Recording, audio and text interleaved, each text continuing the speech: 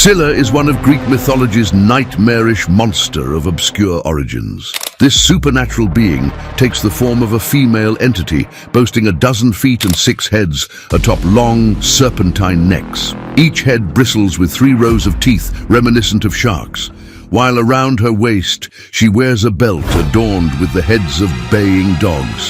Her voice, they say, resembles nothing more than the whimper of a newborn pup.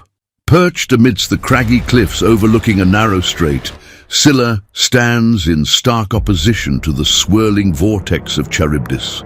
Navigating this treacherous passage becomes a harrowing ordeal for any sea traveler or aquatic denizen. The choice is dire.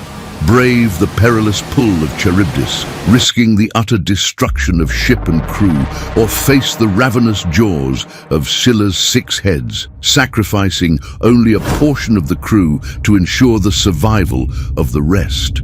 Scylla's most renowned appearance finds its place in the epic saga of Odysseus' Odyssey.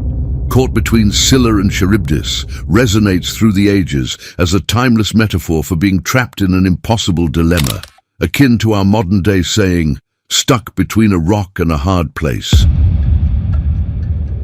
Scylla's lineage is subject to various interpretations across different authors. Homer, in the Odyssey, portrays Scylla as born from Craggy, embodying a monstrous form. Conversely, Hesiod suggests that Scylla's parentage involves Hecate, the goddess of witchcraft, and Phorcys, a deity of the sea. Additional accounts propose her origin stemming from the union of Typhon and Echidna, formidable creatures in their own right. In certain myths, like Ovid's Metamorphoses, it's recounted that Scylla was believed to be the mortal daughter of Craggy. Described as exceptionally beautiful, she caught the attention of Glaucus, a deity of the sea.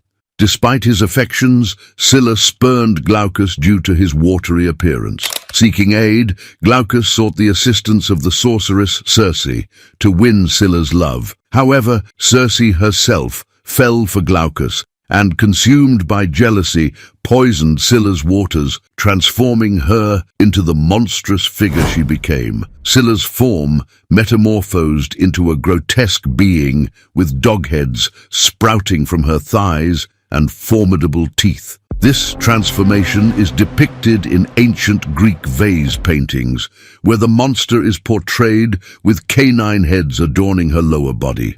Alternatively, other versions of the tale involve Scylla's romantic entanglement with Poseidon. In these variations, it's Poseidon's wife, Amphitrite, who, driven by envy, transforms Scylla into a monster. It is recounted that Scylla possessed 6 elongated snake-like necks and 6 heads, reminiscent of the Hydra. In Homer's tales, she consumed fish, men, and any other creatures that ventured too close with her 3 rows of razor-sharp teeth. Her body remained submerged beneath the water's surface, with only her heads emerging to prey upon unsuspecting passers-by. Perched within a cavern atop a towering cliff, Scylla would emerge to feast upon sailors navigating the narrow channel. On one side of this treacherous passage stood Scylla, while on the other lurked Charybdis. Thus the phrase, between Scylla and Charybdis, has come to symbolize being forced to choose between 2 perilous options. Subsequent storytellers identified this narrow stretch of water as the strait separating Sicily from Italy, known as Messina. According to legend, sailors had to navigate this strait with caution to avoid straying too close to Scylla, who threatened to devour those on deck.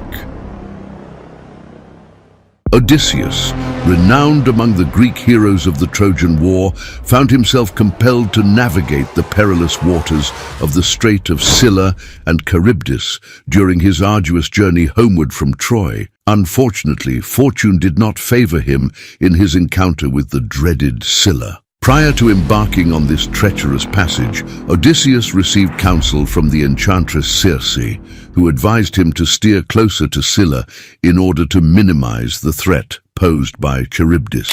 Circe cautioned that while Scylla would claim the lives of 6 of his companions, 1 for each of her sinister heads, Charybdis threatened to engulf his entire vessel, along with every soul aboard. Furthermore, Circe imparted two additional pieces of wisdom to Odysseus. Firstly, he was warned against arming himself or engaging in combat with Scylla, as such actions would only provoke further attacks, resulting in the loss of an additional 6 men each time. And secondly, he was instructed to beseech the mercy of Scylla's mother, Cratias, to restrain her daughter from striking more than once. True to Circe's guidance, Odysseus adhered to her instructions diligently.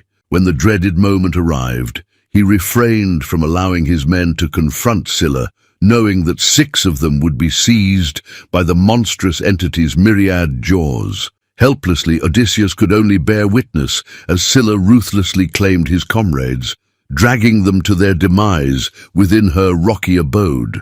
During their return voyage from Colchis with the coveted Golden Fleece, Jason and his crew aboard the Argo faced imminent peril at the hands of Scylla and Charybdis. Their original route through the clashing rocks had become impassable, leaving the treacherous strait of Scylla and Charybdis as their only passage home. However, the goddess Hera, who held affection for Jason, was resolute in safeguarding the hero from harm. She commanded Thetis and the other Nereids to guide the Argos safely through the perilous strait, ensuring they would evade both the engulfing maw of Charybdis and the ravaging grasp of Scylla.